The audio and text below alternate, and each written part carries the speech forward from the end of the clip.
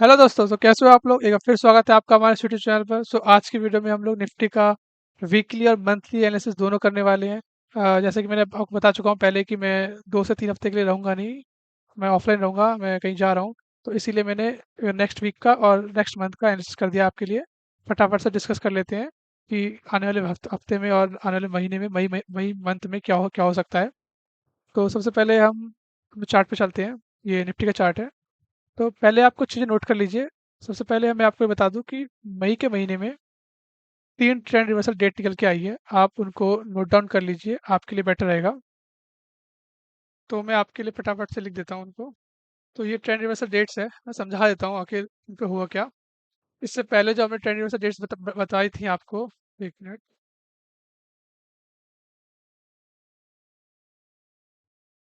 इससे पहले जो हमने बात की थी कि 8 मई, वो सॉरी 8 अप्रैल एक ट्रेंड रिवर्सल डेट है। तो हुआ क्या एक्चुअली, आप नोट करो। 8 अप्रैल को जो क्लोजिंग हुई है वो हाईएस्ट क्लोजिंग थी, उसका सेकंड हाईएस्ट थी आपकी 10 अप्रैल को, राइट। 8 अप्रैल के बाद जस्ट मार्केट ने हाई बनाया और वहां से सीधा डाउन साइड रिवर्स कर गया।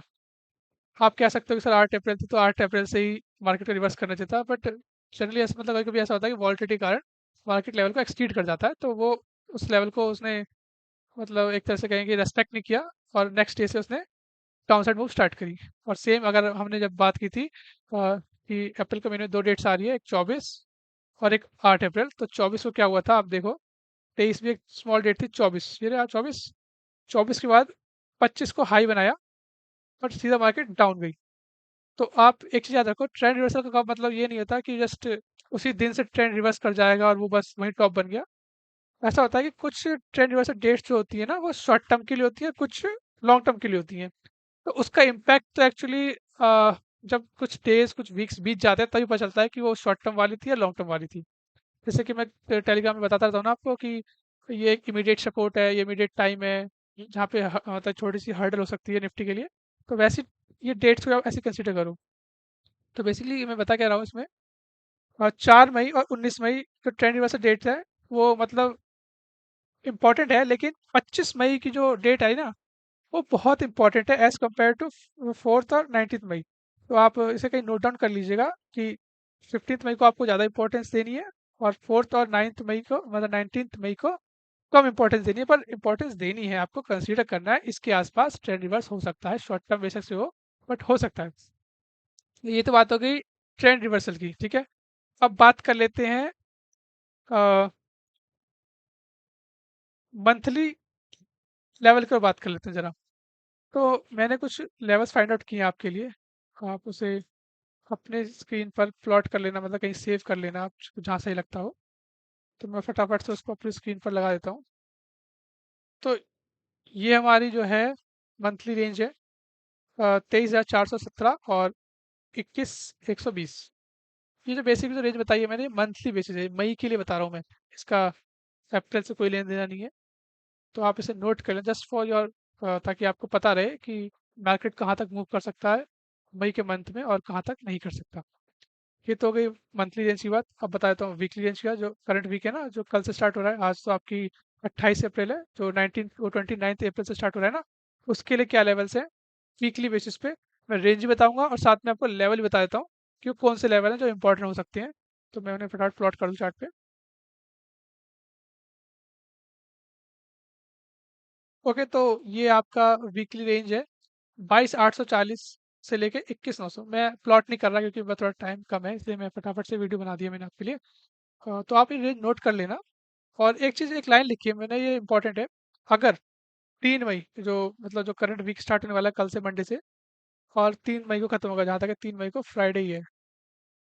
हाँ, अगर फ्राइडे तक मार्केट, ये जो लेवल है ना 22,400, ये जो लाइन मैंने ड्रॉ कर रखी है ऑलरेडी अपनी स्क्रीन पर, अगर मार्केट 3 मई तक इसके ऊपर रहता है, या फिर 3 मई को मतलब फॉर एग्जांपल के लिए अगर मैं बात करूँ, मार्केट मतलब यहाँ से नीचे आ जाए और मतलब नेक्स्ट वीक तक ऐसे ऊपर नीचे जिगजैग करता रहे, और 3 मई को वो क्लोजिंग दे दे ऊपर आकर के, या फिर वो 3 मई तक ऐसे ऐसे ऊपर नीचे करता रहे, ऊपर जा करके, मतलब ओवरऑल कहने का मतलब मेरा सेंस ये है कि 3 मई तक की अगर मार्केट 22,400 के ऊपर रहता है, तो हम ऐसा मान सकते हैं कि मार्केट अपसाइड के लिए प्लान कर रहा है और मार्केट अपसाइड मूव करेगा।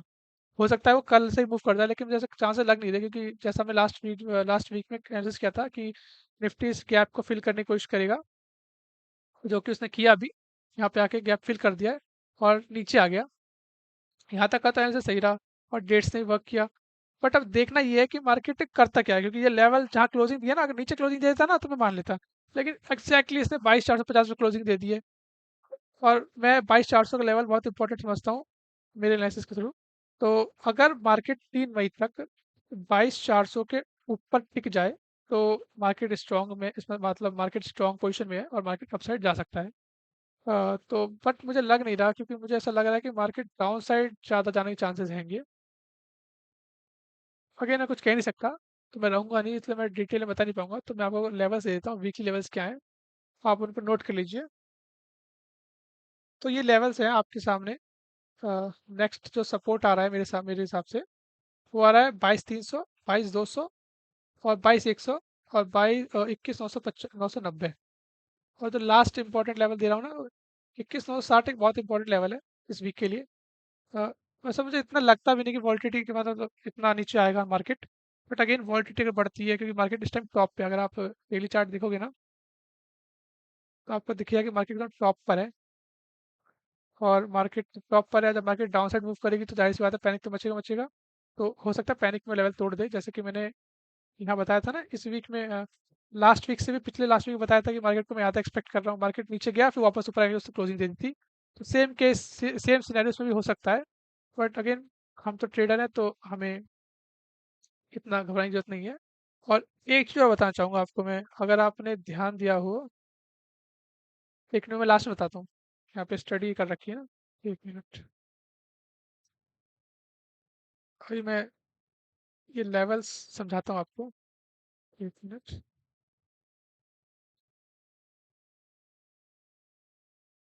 हम्म, आप एक चीज़ नोट करना, मार्केट काफ़ी टाइम से ना, ये आपका जो लेवल है ना, ये देखिए ये चार्ट चेंज कर दिया मैंने। मार्केट जो है 22,500 पे के आसपास ही, जो लेवल बताया था मैंने आपको 22,560 का, एक वो रेशियो बताया था लास्ट टाइम ग्रुप में, एग्जैक्टली मार्केट ने वहीं पे टॉप बनाया और वहीं से डाउन कर गया। ये मार्केट काफ़ी टाइम से इसी रेंज में फंसा हुआ है। हाँ एक मिनट मैं आपको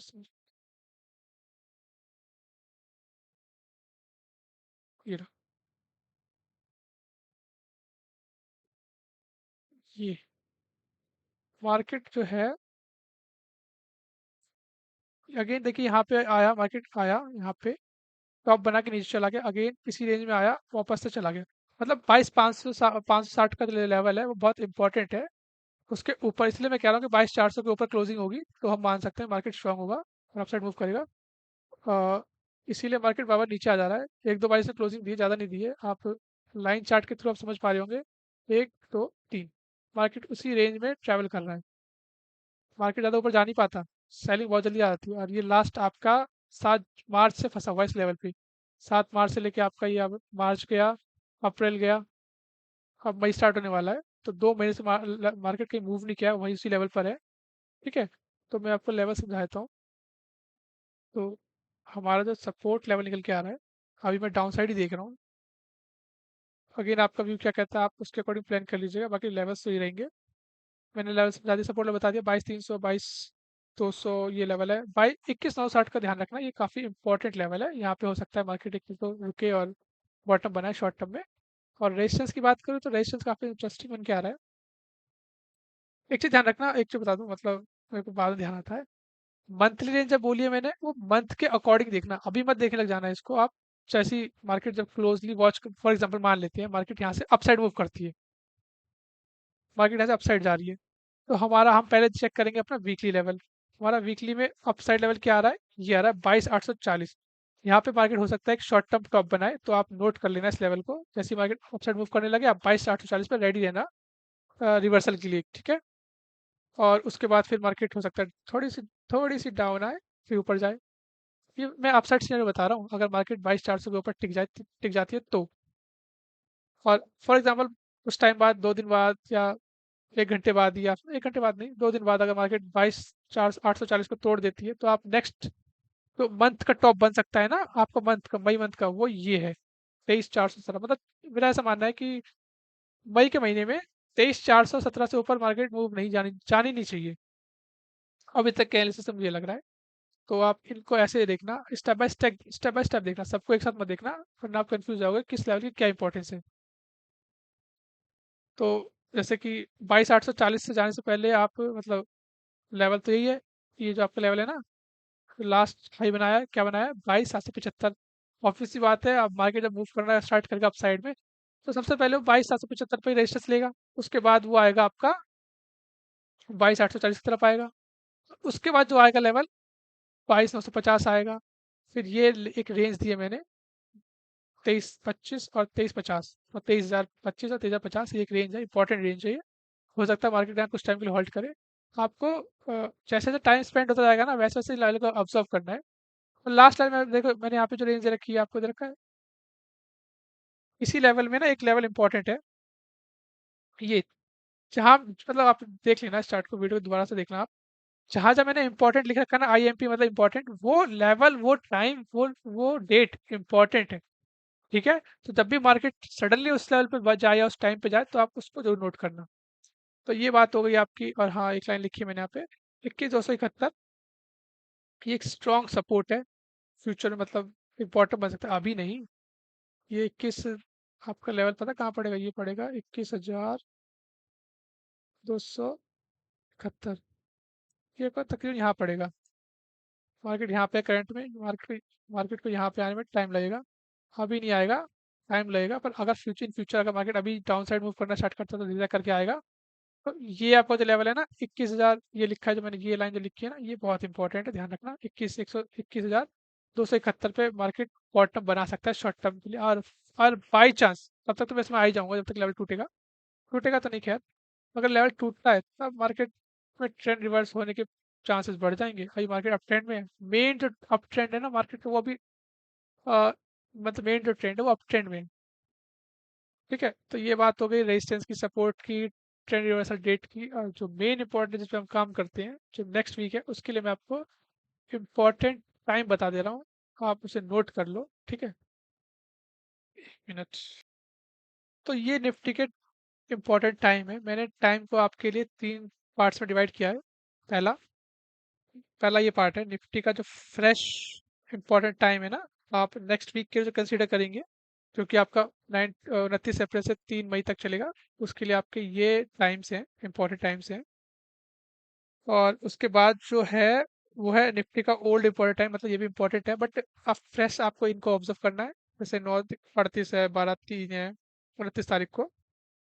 12:03 में लिख दिया है समझाने के लिए कि 12:03 एक लेस इंपॉर्टेंट टाइम है, मतलब इंपॉर्टेंट है बट उतना इंपॉर्टेंट नहीं जितना ये सब लिखा हुआ है मैंने।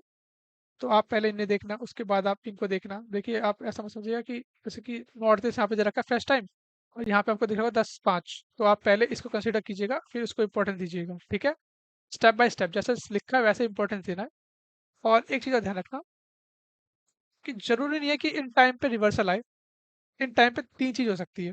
पहली, कि रिवर्सल आ जाए, कि जैसे कि यहाँ पे मान लीजिए, 1 मिनट में चार्ट चेंज कर, जैसा कि मान लीजिए 10:05 है, तो जैसे कि यहाँ पे, हाँ, मतलब कहने का मेरा ये सेंस, मान लीजिए यहाँ पे कोई टाइम आया, तो हो सकता है यहाँ से रिवर्सल आ जाए, टाइम के अकॉर्डिंग यहाँ से रिवर्सल आ जाए, जैसे कि 14 है ना, 14:30, यहाँ से रिवर्सल आ जाए।